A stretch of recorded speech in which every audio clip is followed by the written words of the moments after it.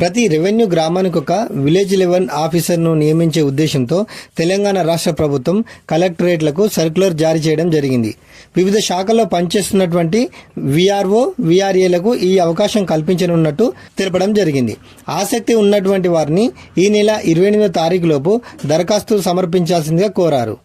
భూ పరిపాలన వ్యవస్థలో సంస్కరణలకు తెరదీసినటువంటి తెలంగాణ రాష్ట్ర ప్రభుత్వం క్షేత్రస్థాయిలోనూ రెవెన్యూ వ్యవస్థను బలోపేతం చేయడం కోసం దృష్టి సారించింది. అందులో భాగంగానే గ్రామ స్థాయి అధికారులు, విలేజ్ రెవెన్యూ ఆఫీసర్లను నియమించే ఉద్దేశంతో ప్రతి రెవెన్యూ గ్రామానికి ఒక విఎల్ఓను నియమించనున్నట్లు సోమవారం రోజున భూ పరిపాలన ప్రధాన కమిషనర్ నవీన్ మిత్తల్ గారు అన్ని జిల్లాల కలెక్టరేట్లకు సర్క్యులర్ను జారీ చేయడం జరిగింది. గత ప్రభుత్వంలోని వివిధ శాఖలో బదలాయించినటువంటి వీఆర్ఓ, వీఆర్ఏలను వీఎల్ఓలుగా అవకాశం ఇవ్వనున్నారు. ఈ మేరకు ఆసక్తి ఉన్నటువంటి వీఆర్ఓ, వీఆర్ఏలను దరఖాస్తులు స్వీకరించి అర్హులను గుర్తించినాక రెవెన్యూ శాఖలోకి తీసుకుంటామని ప్రకటన చేయడం జరిగింది. జిల్లా స్థాయిలో వీరి గురించి పూర్తి సమాచారాన్ని సేకరించి బాధ్యతను కలెక్టర్లకు అప్పగించడం జరిగింది.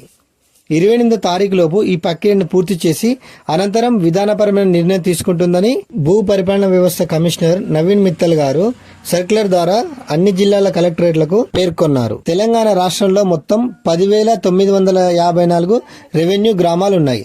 అందులో తెలంగాణ రాష్ట్రంలో 7,039 వీఆర్ఓ పోస్టులకు గాను 5,195 మంది అధికారులు మాత్రమే ఉండేవారు.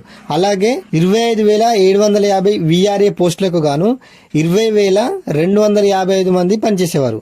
వీరిలో డిగ్రీ ఆపై చదివినవారు, అలాగే 10th మరియు ఇంటర్ విద్యార్హతలు ఉన్నవారు పనిచేసేవారు. అయితే గత ప్రభుత్వం 2020 సంవత్సరంలో వీఆర్ఓ వ్యవస్థను పూర్తిగా రద్దు చేయడం జరిగింది. అలాగే 2022లో కూడా వీఆర్ఏ వ్యవస్థను పూర్తిగా రద్దు చేసింది. రద్దు చేసినటువంటి అధికారులను వివిధ శాఖలకు బదలాయించడం జరిగింది.